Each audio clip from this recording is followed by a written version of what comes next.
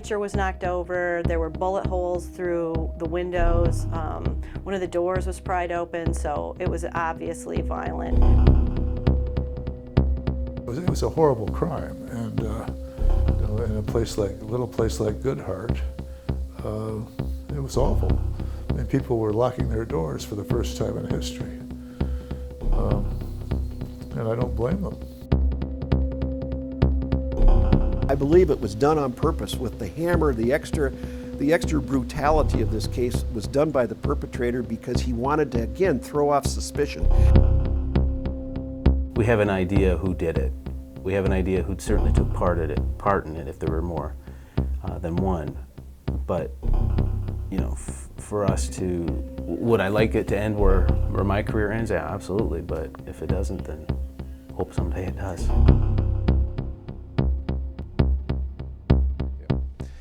This summer marked a grim anniversary here in northern Michigan. It was 45 years ago that this idyllic, peaceful setting became the scene of the worst mass murder in our state's history. It was here along the shores of Lake Michigan that a beautiful vacation cottage once stood, a dream home that quickly became the place of a final nightmare for a downstate family. In the next half hour, we're going to take an in-depth look at the Good Hart murders. You'll meet a man who was here the day the bodies were discovered. You'll see who the prime suspect was and why he never faced criminal charges in the matter. And you'll meet the northern Michigan detective assigned to still make progress on this case. But in order to understand what's happened in the last 45 years, you have to go back to the crime itself, the day the unthinkable happened here in Good Hart. It looked like somebody shot at the family while they were sitting in the cabin from across the road through the window, and then came around the cabin and came in through the lakeside door with the handgun and finished him off. Death's first touch came through this window, a bullet shattering the glass while shattering the peace of this tiny, idyllic community. The year was 1968. The event, the worst mass murder in Michigan's history. The Robinsons were a family from Lathrop Village, which was a small area of Southfield. And Richard was the father. He was married to Shirley. They were a month shy of their 20th wedding anniversary, and they had 4 children.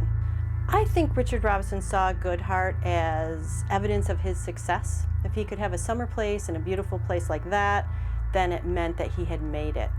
And the summer of 1968 was supposed to be a special one for the Robinsons.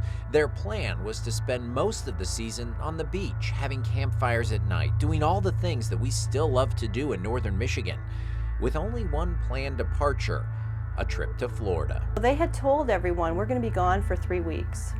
And consider this was in 1968, no cell phones, no internet. Even long-distance telephone calls were expensive and were less common. So if someone said they were going to be gone for 3 weeks and you didn't hear from them, that wasn't unusual. But if someone had checked on the Robinsons, they would have found this note pinned to the door, and maybe not thought twice about not hearing from the family for weeks. Had they actually opened that door, they would have found them. But the only person who had walked through this door was a cold-blooded killer. The crime was discovered when some women in a nearby cottage were having a bridge party, and they could smell it. They could smell the crime scene. And so they called Monty Bliss, the caretaker. He discovered the bodies. He called the local sheriff, and the local sheriff brought in the Michigan State Police Crime Lab. Furniture was knocked over. There were bullet holes through the windows. One of the doors was pried open, so it was obviously violent.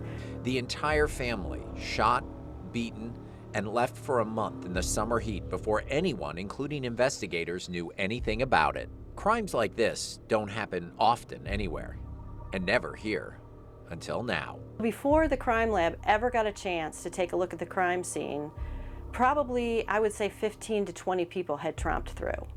And just by sheer bad luck, the sheriff, Richard Zink of Emmett County, was on his only vacation in 8 years. He had taken his whole family to Yellowstone. And so the undersheriff, who had only been on the job for a month, was in charge of the biggest mass murder ever in northern Michigan's history. Goodhart found itself splashed across the headlines of papers across the country, readers hoping the next day's news would bring word of an arrest. But that news didn't come. So people were afraid that there might be some crazy murderer running around loose in northern Michigan. So was a murderer running loose? Did neighbors in this tight-knit community have a reason to be fearful? Investigators had leads and suspects. They put together a list of people who could have benefited from this heinous crime. As their investigation continued, they identified one prime suspect, a man who had both the means and the motive for wanting the family who stayed here dead.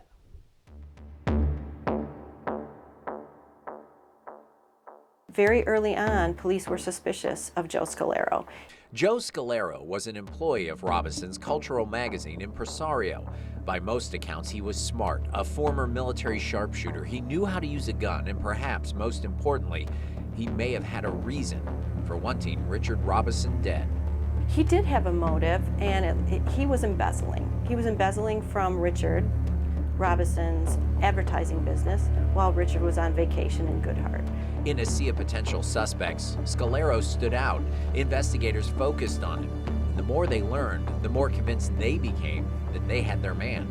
Scalero is given 3 lie detector tests. He doesn't pass any of them. His alibi for the night of the murder is unsubstantiated, and there are potential links back to the crime scene.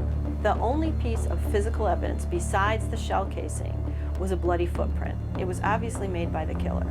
So they tested all of Joe Scalero's shoes, and they found a match.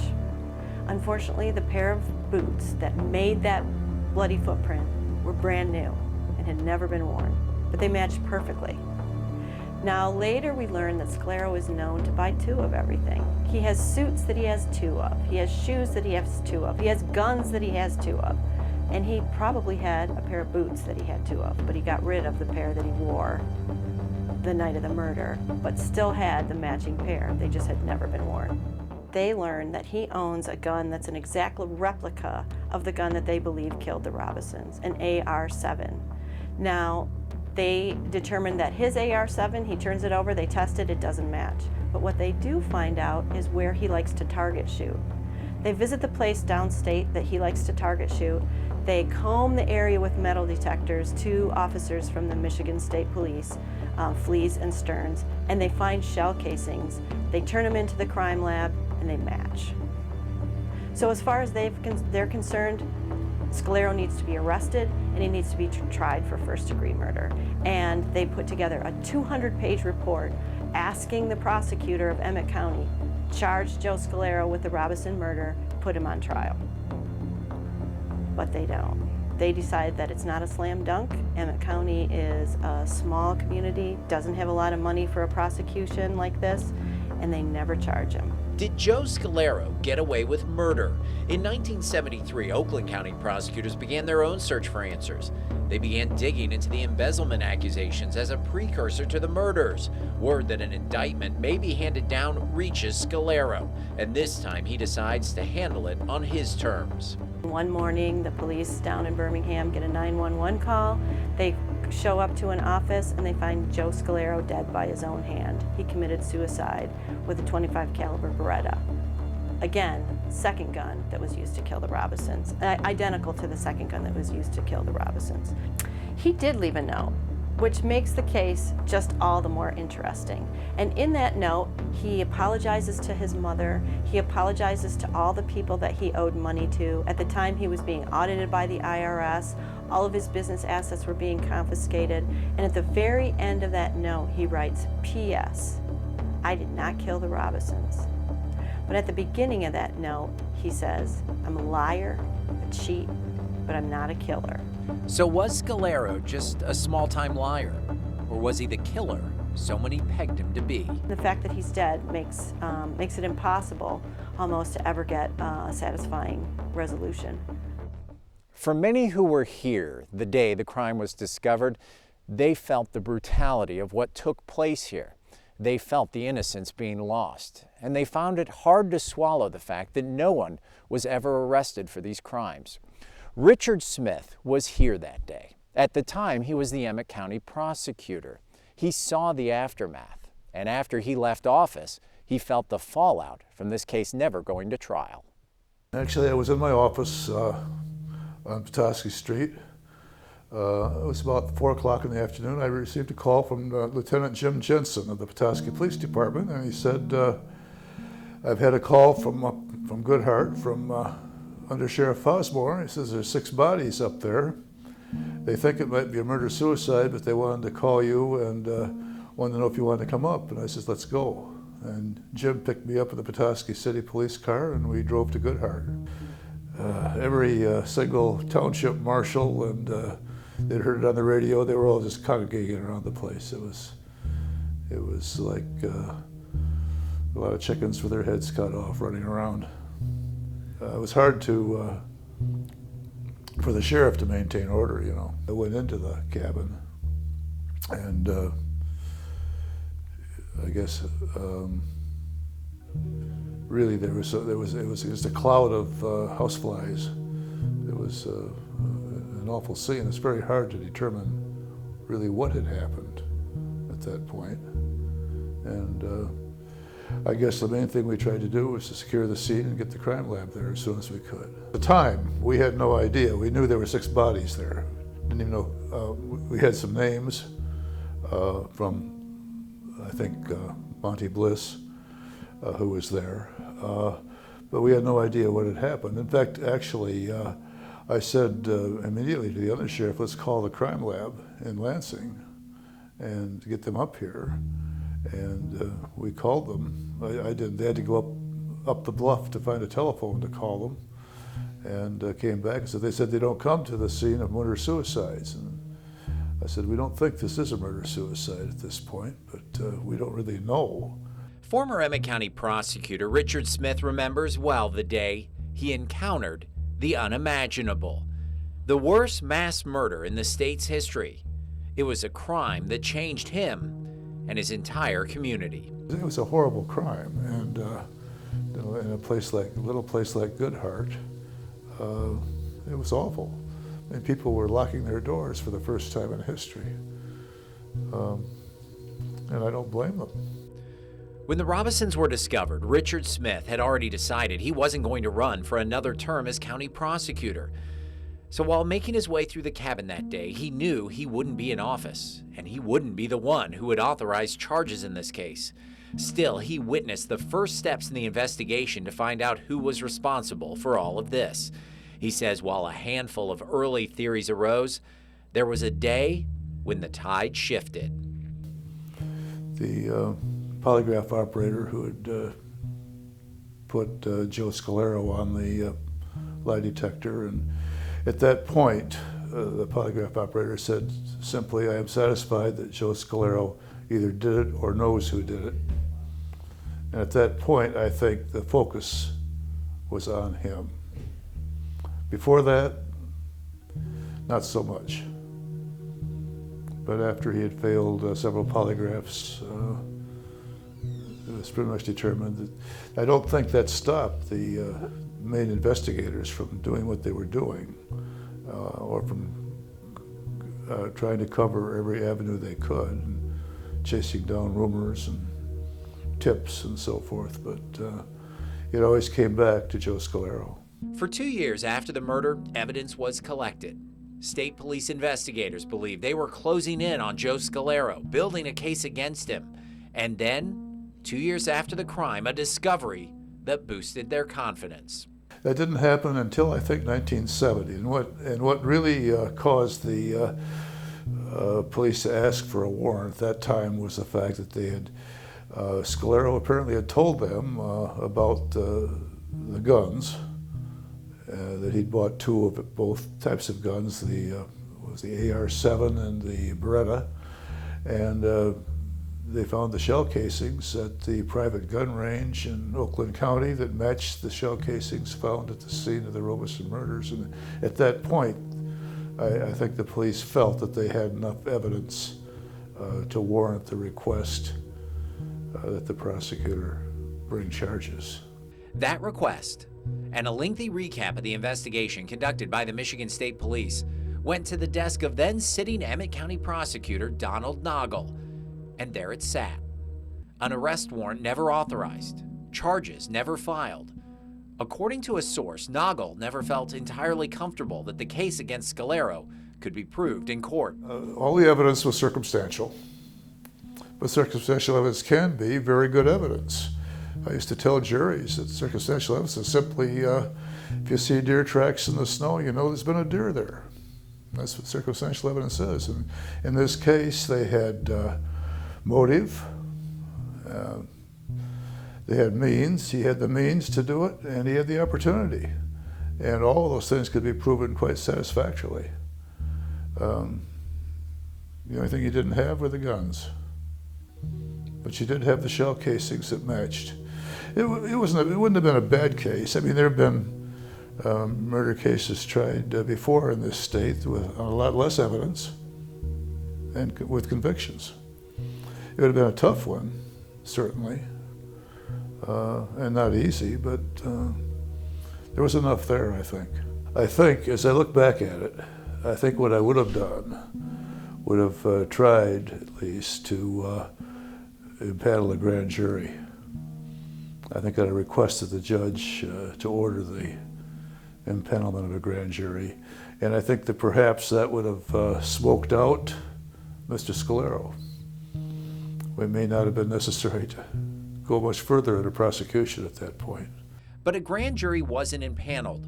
Prosecutor Nagel stuck by his decision to not bring charges against Joe Scalero, which prompted many to ask why. There were accusations that county commissioners didn't want to pay for an expensive murder trial, and that Nagel didn't have the courtroom experience to follow through on it. But not everyone agrees, and the accusations eventually became moot. Emmett County got off the hook when Oakland County prosecutors decided they would pursue charges against Scalero. I think number one, okay, the county wasn't interested in the costs. I think the county could have afforded it, certainly, but they weren't interested in the costs. And then when Oakland County, the newly elected prosecutor there, Brooks Patterson, had determined that they could bring a murder charge there, I think that relieved a lot of people in Emmett County that would not have the cost, expense, and publicity of that of a trial taking place here. I think the prosecutor who replaced me had plenty of experience. The most violent crime that ever took place in this county, and the prime suspect never faced charges for it. But many who know the case better than most don't consider this an unsolved crime, just an unprosecuted one. Joe Scalero. There's no question in my mind. Anybody that's read the final report that the state police used to request the warrant can see that. I mean, I've heard probably maybe a dozen different theories about what happened, none of which really pan out. Since no arrests have been made, this remains an open case. There is debate whether it was an unsolved crime or just legally unresolved. Regardless, the investigation is ongoing, which means 45 years after the crimes took place, there's still a detective at the Emmett County Sheriff's Office assigned to make progress on it. It's most certainly the longest, most serious case that the county has open, yes. It's an investigation that has been considered open for 4.5 decades. No definitive answers, no criminal charges filed, which means for 45 years, there's been a detective at the Emmett County Sheriff's Office assigned to make progress on the Hart murders. Our organization is set up where the detective handles the more serious cases. As a detective would retire, the next detective takes over the case by default. Yeah. So when J.L. Sumter made detective sergeant, he inherited a pile of crime scene evidence, stacks of documents, and ultimately a case he hopes he won't have to hand down to his replacement when he retires. Well, we have an evidence room, and a good portion of the evidence room is filled with this case, yes. So, yeah, it's a substantial amount of information that's been collected over the years, for sure. As a department, we hope it ends every day. We hope that there's a true conclusion to it. It's a little different when it's a cold case because I wasn't born during the commission of this crime, so I didn't own it from the beginning. And I'm sure detectives, when this crime occurred, has owned it for the rest of their lives. And they continue to own it, and it continues to be in the back of their minds until a true resolution. But in order to get a true resolution in a 45-year-old cold case, it may take something extraordinary, if even possible. The evidence is what it is, but a confession would help. Years of investigation has led the Emmett County detectives to arrive at some theories of what happened here in the summer of 1968. We continue to try and follow up on all leads.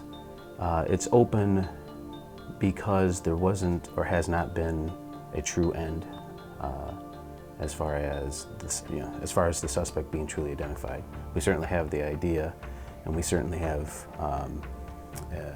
an idea of who it was that committed or took part in it, but it does remain open because it hasn't been the suspect hasn't been fully identified. The case is still considered open, and even though the investigation hasn't moved much in recent years, new tips still come in. All the time. We have various citizens that continue to also investigate one out of curiosity, and we receive tips from them all the time, and that's a good thing. And we do our best to try to follow up on all those tips. Not all tips have information for us that would allow us to investigate it, but yes, tips do come in all the time. 45 years later, and there's still a desire from this community for answers, for closure. For many, those strong feelings border on a passion for justice. It happened in our backyard, and absolutely, the passion. I'm more than welcome the passion, and I'd be concerned if there wasn't. But this is a substantial crime in our backyard. A detective with a cold case may not allow themselves to stop believing an answer is out there. Yes, I do believe that, someday the truth will surface. But the question for Detective Sumter is, will that truth come before he goes? Well, certainly, would you like a true ending to it? I mean, the current status is, we have an idea who did it. We have an idea who certainly took part in it if there were more than one. But, for us to, would I like it to end where my career ends? Yeah, absolutely. But if it doesn't, then hope someday it does.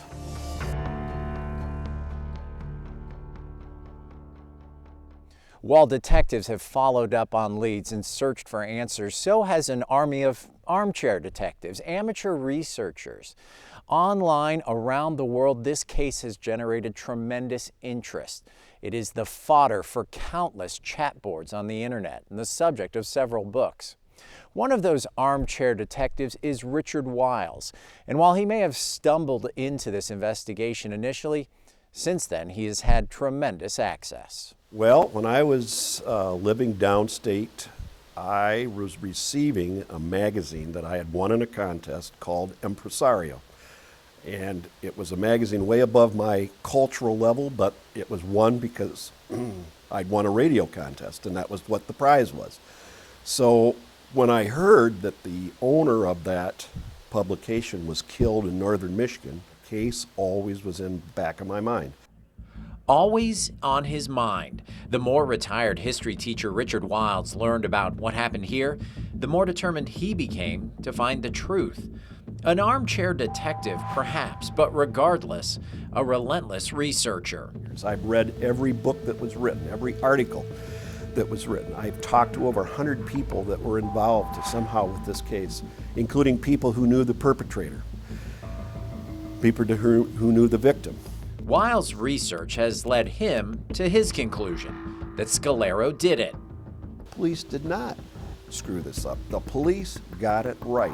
It was a case of embezzlement, white-collar crime, where the person was found out and decided the only way he could get out of it is to kill the accuser, and that's what he did. And unfortunately, the accuser was with his family at the time, and his family became collateral damage. While much of the record of this case is public, in fact, anyone with some time and a little determination can see much of it, Wiles recently had access that no one else has. I was able to interview the lead investigator on this case from the Michigan State Police. His name was Lloyd Stearns. He was a detective. He was 34 years old when this case was given to him. Surprisingly enough, in talking to Lloyd Stearns, he's a very settled man about this case. He hasn't talked to anyone in years. In fact, I think it's been 30 years since he's given an interview. But Lloyd spent 2 years in the case, and it was an unresolved case, but he felt by December of 1969 that it was an absolutely solved case. He thought it was absolutely going to be, there was going to be an arrest in January of 1970, but that did not happen.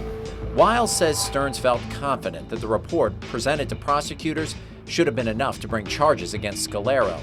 2 years of Stearns' work turned up connections and explanations about the guns, the money, and the motive. In his interview, Stearns told Wiles investigators did their job, but doing that took a toll on his health. Worry and frustration led to ulcers, but over time, Wiles says Stearns became settled on the matter. He did his job and moved on to the next case. Wiles is a firm believer that a case like this wouldn't be the fodder for citizen investigators today. Today, this crime would be solved immediately if it was in the same, if it would happen in the same way, because we have forensic investigators who understand the psychology of people who commit these types of crimes. Back in 1968, profiling had not yet been invented by the FBI. The Ted Bundys of the world caused that to happen in the early 70s. So the person who did this would not be on the chart and would not have been recognized immediately. Now, the investigators knew that this person was a liar, but they didn't probably realize the personality disorder, that it almost became a game with this person to outfox his accusers. He believes there's simply too much technology at the hands of investigators for this to happen again. Think about it. The bodies were in the cottage for almost a month before they were found. With things like cell phones today, how often are you unreachable for more than an hour? Someone would notice something wrong much faster today. Those 25 days the bodies spent undiscovered in the summer heat, dragged by the killer over the heating vents with the thermostat turned up, took a toll on the physical evidence that could have been linked back to a killer. The bodies so badly decomposed, an extraordinary step had to be taken. So when they got the bodies into the ambulances to take them for an autopsy, they were not allowed to go to Northern Michigan Hospital. They just felt as though they didn't have the facility to deal with this kind of an autopsy, and so they went to the Emmett County Fairgrounds in a chicken coop, borrowed some equipment from the local veterinarian office, and the medical examiner and those involved that he had helping him did the autopsies in the Emmett County chicken coop. If it was around back then, the DNA testing available today may have led to swift justice, but it wasn't. Wiles believes investigators did all they could with what they had to work with, and 45 years later, there may not be a smoking gun, a confession, or anything that will bring true closure. There's nothing currently that I know about that will end this case. 45 years after the deaths, and the search for answers continues today, just as it did back then. The Hart murders forever changed this community. The cabin is gone, but its absence serves almost as a reminder that something is missing. Something was lost 45 years ago, the day the unthinkable happened right here.